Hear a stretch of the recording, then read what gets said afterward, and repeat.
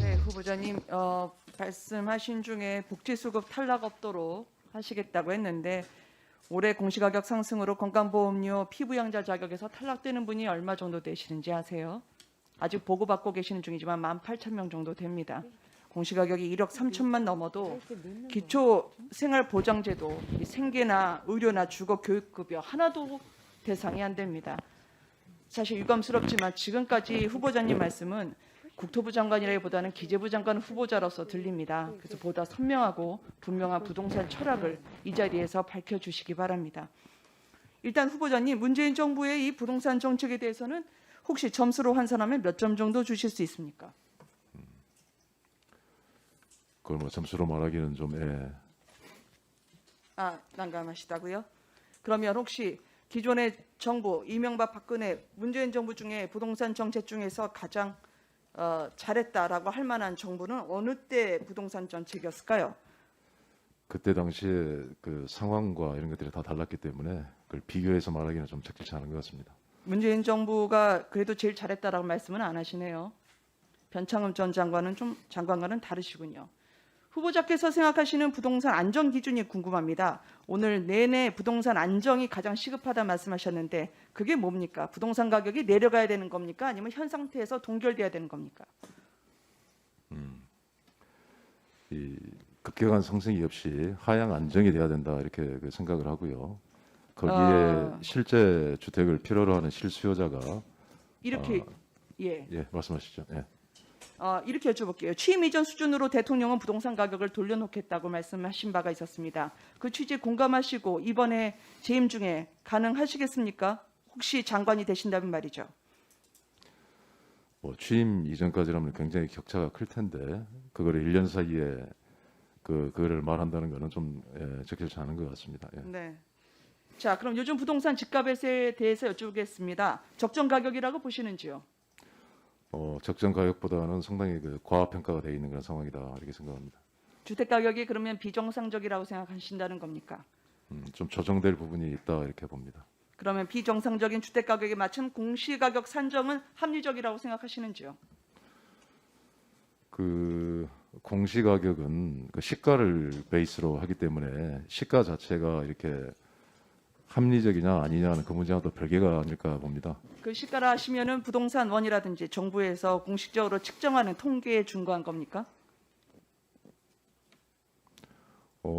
그렇죠. 공동주택 같은 경우는 부동산원이 그걸 조사를 하고 있습니다. 네. 예. 그 말씀하실 줄 알고 저희가 부동산원에서의 서울 아파트 매매가에 대한 지수를 저희가 한번 해봤습니다. 보통은 공시가격 현실화의 로드맵이라고 하는 건 그냥 일정대로 일단 추진을 하신다는 입장이신가요? 지금 현재로서는 그렇습니다. 네. 네. 저희 의원실에서 조사를 해보니까요. 보여주시겠습니까? 아파트 매매가에 대해서 이 정부가 가장 아끼고 사랑하는 부동산 원의 통계입니다. 아파트 매매 가격 지수를 보니까요. 이제 0 아래로 위에 보이면 매매 가격이 오른다 하더라도 기울기를 보시면 되겠습니다. 이게 완만하게 오르거나 아니면은 거의 오르지 않는 경우에도 지금 공시가격 현실화 로드맵을 발표한 이후에 공시가격의 문재인 정부의 상승률은 가파르게 올라갑니다. 가격 변동성이 큰 시장 상황을 고려하지 않고 현실화율 90%를 향해서 뚜벅뚜벅 군홧발처럼 걸어가는 거죠. 저는 이거를 삭족 정리라고 생각합니다. 결국 발을 깎아서 신발에 맞추는 건데요. 공시가격 현실화율은 이렇게 국민들이 감당할 수 있는 부담을 넘어서 가고 있습니다. 후보자님, 그럼에도 불구하고 현실화 속도 지금 늦출 의사가 있지 않으십니까? 그 이번에 19% 올라간 것 중에요. 그 현실화하는 그런 부분은 2%포인트가 채 안 됩니다. 그 현실화 그중에 2%와 17% 주택 가격 자료는 저한테도 주시기 바랍니다. 제가 한번 보고 싶습니다. 왜냐하면 이 말은 제가 한 게 아니라 송영길 민주당 신임 대표마저도 현실화율의 현실화 속도는 늦출 필요가 있다고 이야기를 했는데요. 정부와 여당의 속도가 이렇게 손발이 맞지 않으면 국민들이 더 불안해하시지 않을까요? 누구 말을 믿어야 되겠습니까?